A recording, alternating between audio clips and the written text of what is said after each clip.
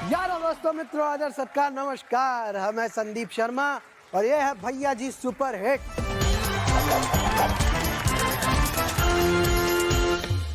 हमको बनना था बहुत ही super hit voice over artist, यानी कि रेडियो आर्टिस्ट। वो जो रेडियो में और जो टीवी में आवाज आती है, जानवरों के पीछे कमेंट्री चलती है भारी आवाज में, ऐसे करके। ऐसा फेंक नहीं रहा हूँ, देखो करके बताता हूँ, सैंपल देखो। हाँ, फ्लेमिंगो चिड़िया हर साल नए साथी की तलाश में निकलती हैं, माइग्रेशन करती हैं, नए खाने और नए साथी की तलाश में भटकती हैं। माइग्रेशन तो उत्तर प्रदेश में भी चल रहा है। इस साल कुछ चिड़िया कमल से उड़कर साइकिल पर जा बैठी है।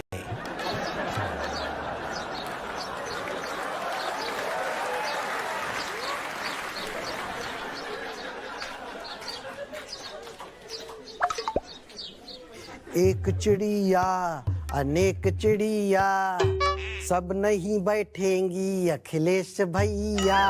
और ये वाली उड़ के वापस चली गई। और देखिए इस चिड़िया ने क्या कहा। मुझे लगा कि अखिलेश जी को दलितों की जरूरत नहीं है। अरे क्या बात कर दी, जरूरत कैसे नहीं है। इलेक्शन के पहले तो मरे हुए रिश्तेदारों तक की जरूरत पड़ती है।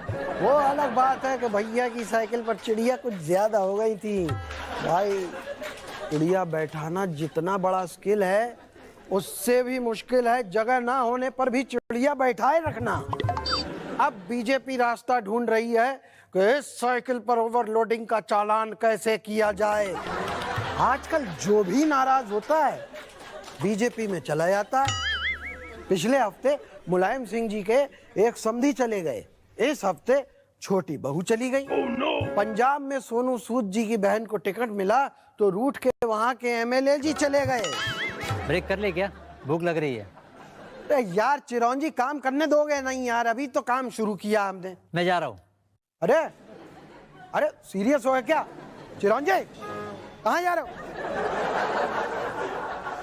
चला गया नाराज होके। नाराज होके लोग कहाँ जाते हैं, वहीं गया होगा ये भी। अखिलेश यादव जी ने कहा है कि चुनाव से पहले ही बीजेपी ने योगी जी को घर भेज दिया है। अच्छा भैया, कोविड के बाद से तो वर्क फ्रॉम होम का ही कल्चर है।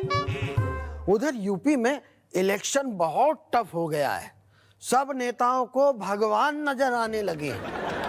देखिए मुझे रात्रि को 2 बार मुझे स्वप्न आया, ऐसा लगा कि भगवान कृष्ण स्वयं मुझसे ये कह रहे हैं कि मैं मध्यस्थ का काम करूं। कोई दिन ऐसा नहीं जिस दिन भगवान हमारे सपनों में ना आकर के कहते हो कि आपकी सखा बनने जा रही है। कुछ लोगों को लखनऊ में सपने आ रहे होंगे और उनके सपने में भगवान कृष्ण आ रहे होंगे और कह रहे होंगे कि अरे अपनी नाकामयाबियों पर अब तो रो जाओ, जो कार्य तुम नहीं कर पाए वो बीजेपी की सरकार ने कर दिया है। वैसे भी बिना मतलब और बिना दुख के किसे भगवान नजर आते हैं।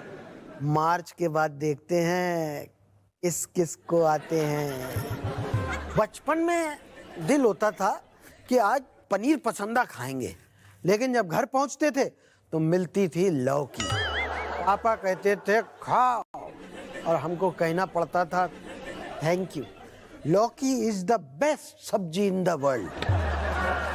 योगी जी को अयोध्या से चुनाव लड़ना था, लेकिन उनको दे दिया गया गोरखपुर। उन्होंने मोदी जी से कहा है thank you Modi ji, Gorakhpur is the best city in the world.